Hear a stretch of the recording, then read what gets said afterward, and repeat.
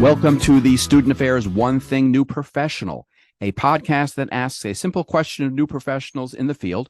What is one thing you have learned you feel will help you as you move forward in your career?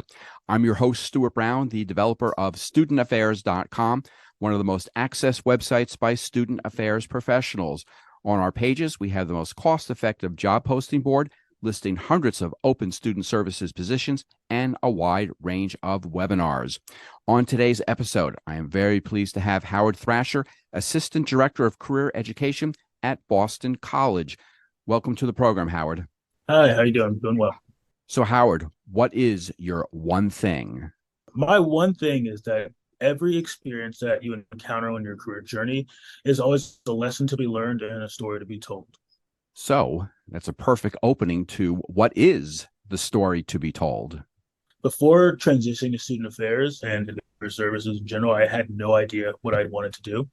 So the first thing I did out of college was I took a job working at a hotel. Didn't realize it at the moment, but realized pretty soon that hotel work was not for me. I couldn't stand it, hated it, felt this is not where I wanted to be, but I stayed there for a while because it was good for me financially. And I think I learned so much from that experience. I think so much of what I learned in the hotel in terms of how to interact with people, how to make people feel welcomed, how to create relationships and boundaries with colleagues and supervisors. So much of that helped me when I started my career journey actually in student affairs, which was actually residential life. And I think that helped me in residential life in terms of just creating that hospitable environment. I just translated that from people to students. But I think I will always say I enjoyed my experience working with students far more than I would with actual, adults, because there's an eagerness to learn among students that I did not get at all when I was working in hospitality. But I think when I transitioned from residential life over to career services, I spoke a lot about my experience and my story and how, my journey, my struggles to where I am in student affairs, my struggles to figuring out what I wanted to do with my life would really help kind of guide the work that I would do working in career services. I love being able to relate to students and tell them my story and have them, kind of see that themselves. I also love to see that with my colleagues as well. How did you transition from the service industry to student affairs? Did you wake up one day and say, I want to be in student affairs, or you had a good experience when you were in college? Actually, it's a weird experience. So I worked in the career center when I was an undergrad, but I never considered that to be a career opportunity for me. But one time when I was working at the hotel, it was late at night. Where the hotel was, we had a bunch of football recruits for a big school. And one of the recruits came to me and he was just asking me, he seemed really all out of sorts late at night. He didn't know where he lost his phone. He couldn't find his friends. He was really confused. And I remember stopping him and saying, hey, listen, it's a long night. You've probably been out all night doing all kinds of things. How about you just sleep on it and we'll figure out a way for you to work it out in the morning. And he stopped talking, stopped kind of responding and just said, I understand. Thank you for that. I think I'll head to bed. And he went upstairs and went to bed. And I remember thinking to myself, that little kind of word of advice really helped that guy out. And I was like, I want to be able to do this all the time. I want to be able to offer people perspective and advice that they could really use from maybe a mentor from someone, who's been there before. And so that was one of the things that said, student affairs might be the thing for me. Taking that episode, then did you look into graduate programs or look for jobs right away? How did you actually become a student affairs person? I looked into graduate programs immediately. So I actually looked up just higher education careers and looked at some of the best schools.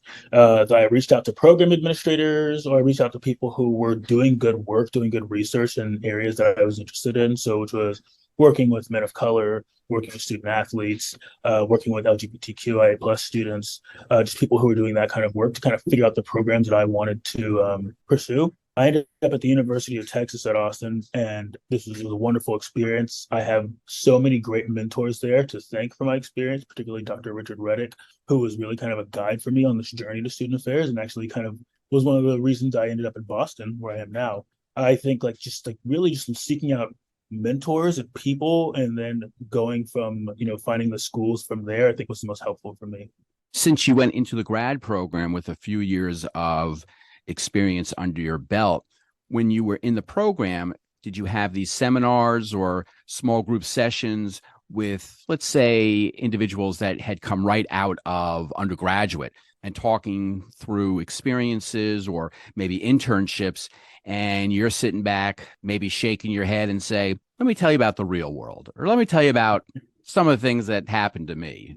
So I was actually really fortunate in that in my program, there were a lot of people who had been out of school for about the same amount of time I had. Now, many of them, after they graduated college, they went into fields that specifically aligned with their major. Maybe it was like journalism. I know some went into like business and finance and really didn't find that they wanted to be doing that. Whereas like I went somewhere I never expected to go and did not like immediately. So I think the little bit of difference there was like just having this perspective of like, I know what it's like to have a job that you absolutely cannot do and like do not want to go back to. Where a lot of them kind of felt like, yeah, I'm giving the student affairs thing a try. If that doesn't work out, I can always return to the thing I had initially done before. So I think I didn't really feel like, hey, let me tell you about how the world really works. But I definitely felt like I've been at my lowest point when it comes to like my career journey. I know that things can really only go up from here, and they really have. What I think is so important about your story is, instead of looking at, let's say, the glass half full, I took a job. I didn't like the job. I didn't like that experience, but you're looking at what you were able to take from that. And as you said, relationships, working with people, solving problems, turning that negative experience into a positive experience. So when you did kind of figure it out, you could take all that with you. And I think that's important, because sometimes people look at that first job or second job and say, okay, it was horrible, the end. There's nothing positive about that. But it's important for people listening to realize anything you do, it could be a job, it could be community experience, volunteer work, pull some positive experiences out of that. And I have so much to thank for the mentors and the supervisors that I had when I was working in hospitality.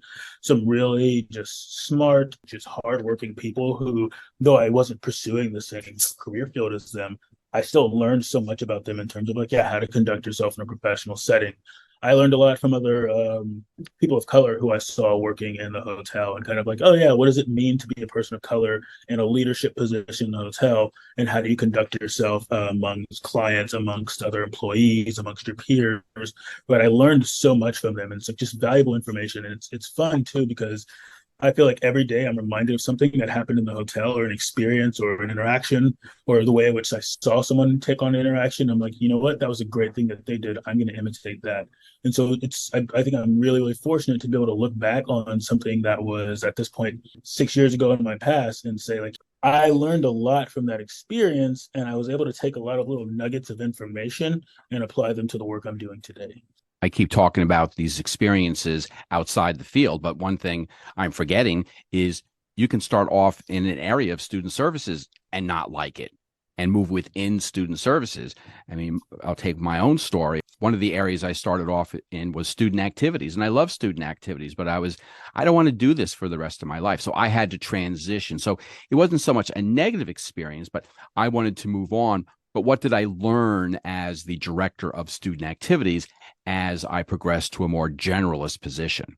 And my situation is different in the sense that I loved working in residential life. I loved just working with RAs. I loved the amount of students I got to see every single day in my hall, the amount of students who I got to basically just whose names I got to remember. I'm a big remembering name person, so I loved that. I loved that experience, but I also too felt that parts of it, like, I didn't want to be doing for the rest of my life. I did not want to be on call forever. I did not want to be responsible for, everything that went on in the building at all times. But I still loved building relationships with students and just other people at the university in general. And so career services, when this opportunity opened up for me, I couldn't wait to jump at it, because I knew like I'm going to continue to be able to build relationships. But I think relationships with students that look a little bit different, right? Relationships with peers that look a little bit different. But I think because of my experience already working in career services and undergrad, I was like, this is a perfect opportunity for me. Howard, I want to thank you for sharing your one thing. I think it's an important one thing for people, whether they're starting out in the field or they've been in the field for a long time, and especially like you've done, that have really come over from some experiences outside of student services, that we all bring in our own backgrounds that can better what we do. You have been listening to the Student Affairs One Thing New Professional, a podcast that asks a simple question of new professionals in the field. What is one thing you've learned you feel will help you as you move forward in your career? My guest today has been Howard Thrasher, Assistant Director of Career Education at Boston College. I'm your host, Stuart Brown, the developer of StudentAffairs.com, one of the most accessed websites by student affairs professionals. I hope you will join us next time for another episode of the Student Affairs One Thing New Professional.